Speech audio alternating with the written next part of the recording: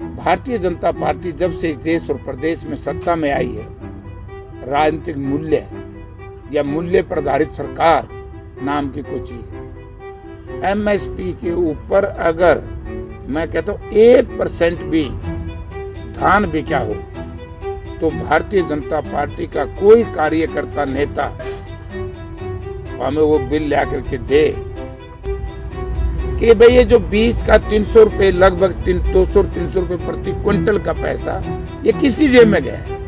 क्योंकि दो ही शक्तियां यहाँ काम कर रही थी, एक धनबल, एक मशीनी बल। एक इंडिपेंडेंट कैंडिडेट को जनता ये कहती है कि करोड़ों करोड़ रुपए दिए गए खर्चे, चुनाव जीत करके आए। ये पॉजिटिव नहीं जीत करके आए, ये धन और मशीनी बलबूते। हरियाणा प्रदेश में मुझे मुख्यमंत्री जी ने जो बात कही उसको देख करके मुझे एक बात याद आती है। 1990 में जब देश की पार्लियामेंट में अफरा तफरी हुई और बहुत से शीर्ष नेता मुझे ये कहते हुए सुनाई दे थे, मैं पहली बार लोकसभा में चुन करके गया था, कि राजनीति में मूल्य होते हैं और जिस दल में जहां मूल्य ना हो तो वहां पर प्रजातंत्र खत्म हो जाता है।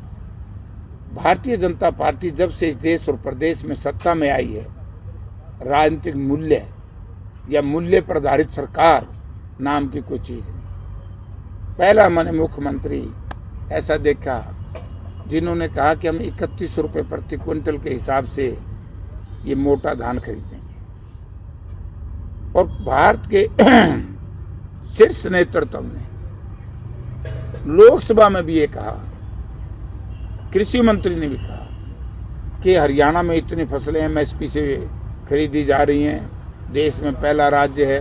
मतलब जनता को भ्रमित किया।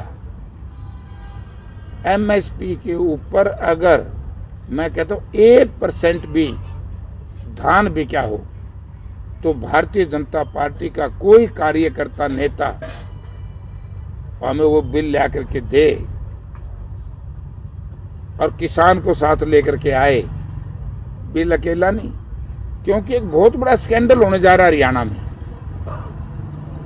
किसान की जीरी तो खरीद ली 2000 रुपए प्रति क्विंटल के हिसाब से, या 2100 रुपए, और किसान को पेमेंट करी है 2300 रुपए, और फिर किसान से वो पैसा वापस लिया है।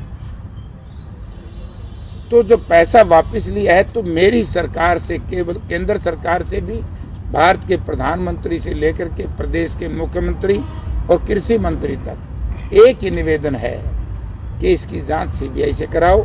अगर दूध का दूध और पानी का पानी करना है, क्योंकि जनता ये चाहती है, किसान और मजदूर ये चाहता है कि भाई ये जो बीज का 300 रुपए, लगभग 200-300 रुपए प्रति क्विंटल का पैसा ये किसकी जेब में गया है?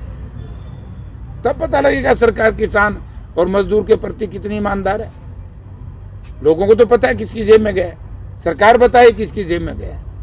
अगर मेरी बात गलत है तो मेरे खिलाफ मुकदमा चलाओ, अगर मेरी बात से इसी जांच करवाओ, जांच में सही मिले तो फिर सरकार किस पे एक्शन लेगी? सरकार ने जनता से माफी मांगनी चाहिए कि हम एमएसपी पे किसान की फसल नहीं खरीद सकते, क्योंकि देश और प्रदेश की सरकारें अपना वो बदला किसान से लेना चाहती है। जब किसान ने संघर्ष करके अपने 135 लोगों को 735 लोगों को शहादत दी थी, 1.25 वर्ष तक दिल्ली और टोल प्लाजा पर बैठे रहे थे, वो सजा किसान को दे रहे। मेरी अपनी सोच है। आज भारत की समीक्षा का फैसला किया तो ठीक है, होनी चाहिए समीक्षा, पता लगना चाहिए, अच्छी बात है, कर रही है पार्टी, करनी चाहिए, क्योंकि ये हार कोई जनता के उससे नहीं है। जनता ने तो कांग्रेस पार्टी के पक्ष को माना है, जनता ने कांग्रेस पार्टी के पक्ष में वोट दिया है। अगर कहीं गड़बड़ है तो उसका पता करना चाहिए, क्योंकि दो ही शक्तियां यहाँ काम कर रही थी, एक धनबल, एक मशीनी बल।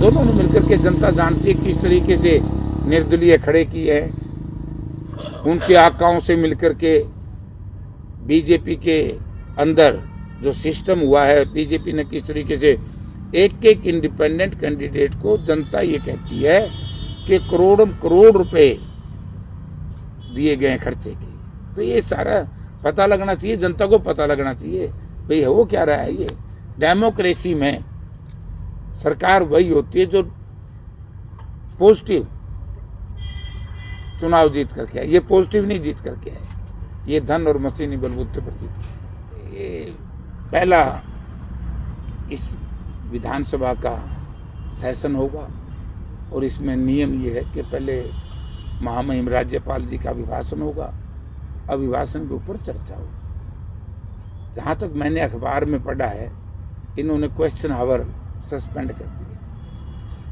तो क्वेश्चन आवर सस्पेंड कर दिया तो फिर स्पीकर महोदय तो मेंबर्स को जो चुन करके आए हैं उनको समय दे देंगे, वो अपने अपने इलाके की आवाज़ उठाएं, अपने अपने इलाके में जो काम पेंडिंग हैं, जो बनाने हैं, मतलब वो उठाएं। तो ये शायद 18 तक चलेगा।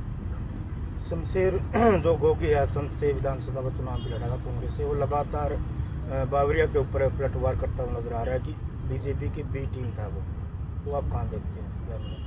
उसके कहने से सब कुछ सही नहीं होता। एक आदमी पता नहीं कौन किसको कह दे, उसका कोई मायना नहीं है, वो जाने, उसका काम जाने। तो क्या कहा गोगी ने? देखिए, हरियाणा प्रदेश में खाद की किल्लत स्वाभाविक है, क्योंकि हरियाणा प्रदेश की जनता ने ऐसे लोगों को पिछले 10 साल से सत्ता का मालिक बनाया हुआ है जो किसान से और किसानी से,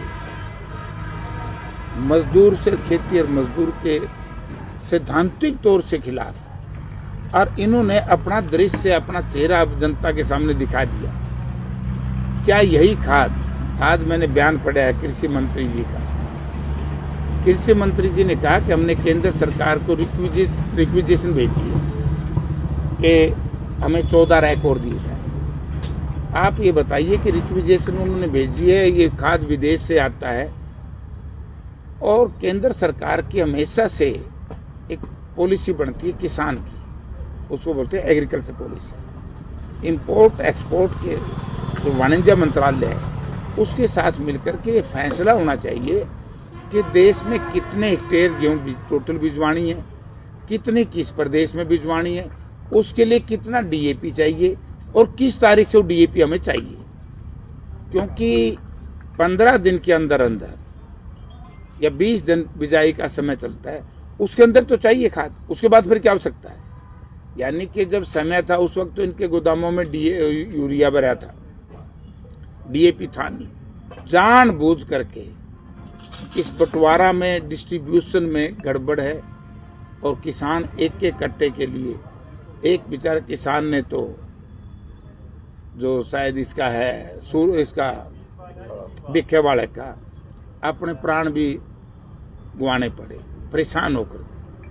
तो इससे शर्म की बात सरकार के लिए, केवल खाद जो मोल लेता है, पैसे देता है किसान, और वो भी ना मिले किसान को, और अपने प्राण की आहुति उसने देनी पड़ी। तो ये कितनी बुरी तरीके से किसान और मजदूर विरोधी सरकार है। और आगे भी मुझे शंका है, आगे भी इनसे कोई इंतजाम नहीं होगा।